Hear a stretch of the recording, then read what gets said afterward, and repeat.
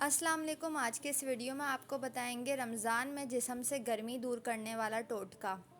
रमज़ान में जिस्म से गर्मी दूर करने वाला गारंटी शुदा टोटका।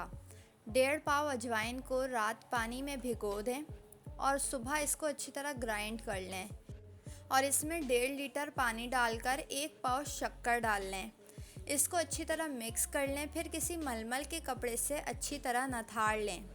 इस पानी को बोतल में डालकर स्टोर कर लें। आधा गिलास इस पानी का सुबह निहार मुँह पी लें।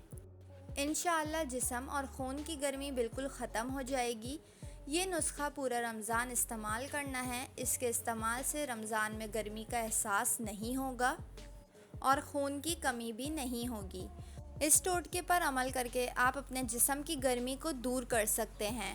उम्मीद करती हूँ आपको ये वीडियो पसंद आई होगी। वीडियो को लाइक और मेरे चैनल को सब्सक्राइब करके बेल नोटिफिकेशन ज़रूर ऑन कर लें।